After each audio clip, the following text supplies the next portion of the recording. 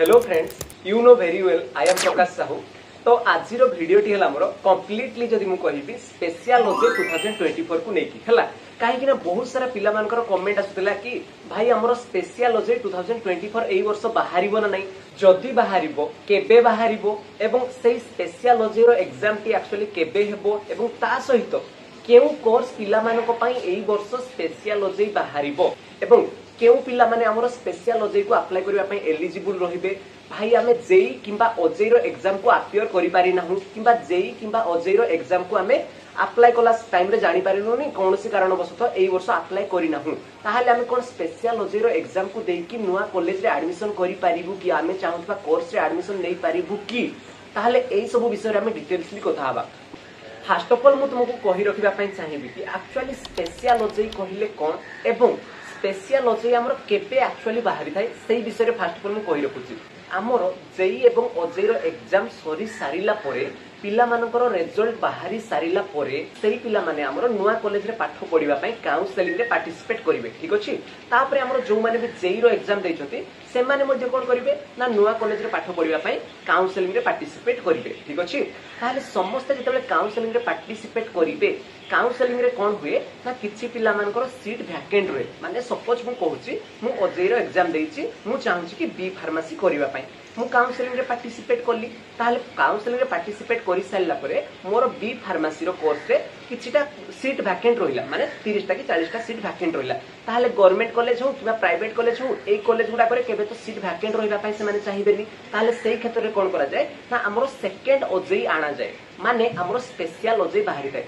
जदि कोनोसी seat T vacant रहउची सेही वैकेंट सीट को फुलफिल करिवा पई जेउ पिला माने इंटरेस्टेड थिबे सेही पिला माने हमरो स्पेशल ओजे बा सेकंड ओजे देई परिबे। कथा बुझिएला कि समस्त को जदि सीट वैकेंट रहिला ताहाले तुमरो स्पेशल ओजे बाहरिबो, बुझिएला। सेही पई जदि मु कहिबी एई वर्ष हमरो स्पेशल ओजे बाहरिबो ना नै ताहाले 100% तुमरो स्पेशल ओजे बाहरिबो। काहे कि ना हमरो 2023 रे स्पेशल ओजे बाहरितिला, 2022 रे मध्ये स्पेशल ओजे बाहरितिला, 2021 रे मध्ये स्पेशल ओजे बाहरितिला। काहे कि ना सब वर्ष हमरो किछि ना किछि सीट वैकेंट रहउची प्रति कोर्स पई। जेमति मु कहिबी गोटे पिला बीटेक करिवा पई चाहूची ताहाले सेही बीटेक कोर्स रे जदि सीट वैकेंट रहउची ताहाले बीटेक पई हमरो स्पेशल ओजे बाहरिबो। ताहाले एई स्पेशल ओजे द्वारा फायदाटा कोन हबो ना सपोज गोटे पिला हमरो जेई किंबा ओजे रो एग्जाम को अपियर करिवा पई चाहूतिला से जानि परिला नाही सेही पई एप्लीकेशन फॉर्म को पकई परिला नाही। सपोज गोटे एग्जांपल दोची किंबा कोनोसी कारणवश जेई किंबा ओजे रो एग्जाम को चाहूतिला से देबा पई किंतु जानि परिला नै अप्लाई केमति कोन हबो से जानि परिला नै केबे फॉर्म बाहरिला केबे फॉर्म टी शेष होई गला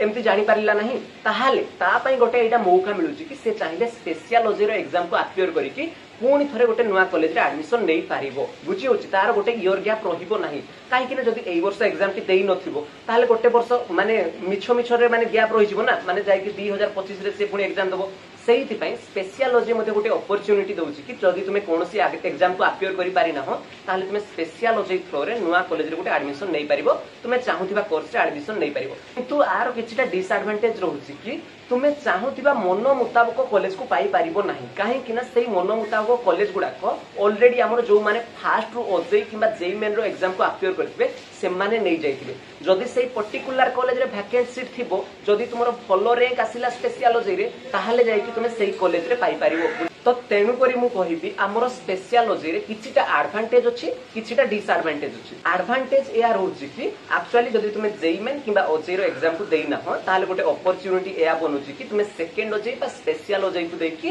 गोटे नुवा कॉलेज रे पाठ पढी पारिबो। एई वर्षटी तुमरो इयर गैप रहिबो नाही, बुझी होची। डिसएडवांटेज एया रहउची कि तुमे चाहुथिबा कॉलेज एवं तुमे चाहुथिबा पर्टिकुलर कोर्स ऑफ ब्रांच को तुमे पाई पारिबो नाही, काहे कि ना तारो सीट जदि ऑलरेडी फिल अप हो जाइबो ताहाले तुमे सेही सीट को फुलफिल करि पारिबो नाही जदि तुमरो रैंक नथिबो। तो आशा करछि कि समस्त जानि पारिबो कि एक्चुअली स्पेशल ओजे कहिले कोन एवं स्पेशल ओजे केउ टाइम रे बाहरी थाए बोली समस्त बुझी पारिबो बोली मु भाबुछि। ताहाले तुम मानको माइंड रे गोटे क्वेश्चन आसुतबो कि भाई हमरो स्पेशल ओजे 2024 एई वर्ष केबे बाहरिबो ना बाबूरे गोटे जिनस देख जेउ पर्यंत आमर ओजेई पिला मानकर एग्जाम सरीनी माने मे 6 रु मे 10 मध्ये रे कोन जो पिला माने हमर ओजेई रो एग्जाम पय अप्लाई करथिले सेही पिला मानकर एग्जाम टी हेइ जिवो। तापर तांकर कोन हो ना रिजल्ट आसीबो, ओजेई पिला मानकर रिजल्ट आसीबो, तापर जाय कि तुमरो स्पेशल ओजेई बाहरिबो। ताहाले केउ डेट रे बाहरिबो ना प्रॉपर डेट तो मु कहि पारिबिनी। According to our previous year data आमे जदि कहिबा हमर जून मासर फर्स्ट वीक रे हमर स्पेशल ओजेई प्रति वर्ष बाहरी जाय थाए। जून मासर फास्ट वीक रे तुमरो स्पेशलियोलॉजी 2024 मध्ये निहाती भाबरे बाहरी जिवो ठीक अछि। एप्लिकेशन फॉर्म को अप्लाई करबा पय तुमरो जून मासर फास्ट वीक रु नै कि 8 तारिख मध्ये निहाती भाबरे नोटिफिकेशन टी आसी जिवो। ताहले तुमरो स्पेशलियोलॉजी रो एग्जाम टी केबे हबो ना जून मासर लास्ट वीक आडको माने 26 तारिख रु नै कि 30 तारिख मध्ये रे तुमरो स्पेशलियोलॉजी रो एग्जाम टी कंडक्ट हे जिवो 100% श्योर नो डाउट ओके। ताहले तुमे मते एबे पचारिबो कि भाई आमे स्पेशलियोलॉजी देबाटा केते दूर ठीक केते दूर भूल। ताहले मु एठी गोटे कथा कहबा पय तुमको चाहिबी जदी तुमे जेई किबा ओजेई रो एग्जाम को ऑलरेडी देई सारिचो ताहले तुमे स्पेशलियोलॉजी देबो नाही काहे कि ना तुमरो जेई एवं ओजेई रो जहा भी रैंक थाए ताकू बेसी प्रायोरिटी दिया जाए आज कंपेयर टू आवर स्पेशलियोलॉजी एंट्रेंस एग्जामिनेशन ठीक अछि। सेहिति पय मु कहिबी तुमे जदी जेई एवं ओजेई रो एग्जाम को अपियर करिचो ताहले तुमे स्पेशलियोलॉजी रो फॉर्म को अप्लाई करिवो नाही। तुमे जदी अप्लाई भी करूचो ताहले तुमे स्पेशलियोलॉजी रो रैंक को टोटली दबो नाही काउंसलिंग टाइम रे काहे कि ना तुमरो जेई मेन आउ ओजेई रो रैंक ता टिके अधिका प्रायोरिटी दिया जाए हमरो स्पेशलियोलॉजी तुलना रे ठीक अछि। ताहले तमे मते एबे क्वेश्चन पचारिबो ताहले भाई स्पेशलियोलॉजी रो एग्जाम को देबे किए जदी आमे अप्लाई करिबुनी ताहले स्पेशलियोलॉजी रो एग्जाम टी को अप्लाई करिवे किए। ताहले तम आंसर ता देबा पय मु चाहिबी जेउ पिला माने हमरो जेई मेन एवं ओजेई रो एग्जाम को बिल्कुल भी अप्लाई करि नाहंती किबा तार एग्जाम को टोटली अपियर करि नाहंती एग्जाम को देई नाहंती ताहले सेही पिला माने जदी स्पेशलियोलॉजी को अप्लाई करछंती ताहले सेही पिला मानको पय स्पेशलियोलॉजी टी इफेक्टिव रहिबो। मु एया कहबा पय चाहूची कि जो पिला माने जेई मेन एवं ओजेई रो एग्जाम को देई नाहंती से माने स्पेशलियोलॉजी अप्लाई करले तांको पय सेटा इफेक्टिव रहिबो कथा बुझियला काहे कि ना हमरो स्पेशलियोलॉजी रो बहुत सारा डिसएडवांटेज रहउची सबु कोर्स पिला मानको पय स्पेशलियोलॉजी बाहरिबो नाही जेमिति मु पूर्वरु कहिची जेउ कोर्स रे सीट वैकेंट रहिला सेही कोर्स पिला मानको पय स्पेशलियोलॉजी बाहरिबो। ताहले केउ कोर्स पिला मानको पय स्पेशलियोलॉजी एई वर्ष बाहरिबो ना प्रीवियस ईयर डाटा अनुसार मु कहिबी हमरो जो माने लैटरल एंट्री टू बीटेक करंती किबा बीएससी परे लैटरल एंट्री टू बीटेक करंती एवं जो पिला माने 4 वर्षर बीटेक करिया पय चाहउछंती आफ्टर +2 जो माने जेई मेन देइथिले 4 वर्षर बीटेक करिया पय सेही पिला मानको पय स्पेशलियोलॉजी मध्ये बाहरि थाए तापरे जो माने बी फार्मेसी करिवा पय चाहंती से मानको पय मध्ये स्पेशलियोलॉजी बाहरि थाए ता सहित जो पिला माने हमरो एमसीए करिवा पय चाहंती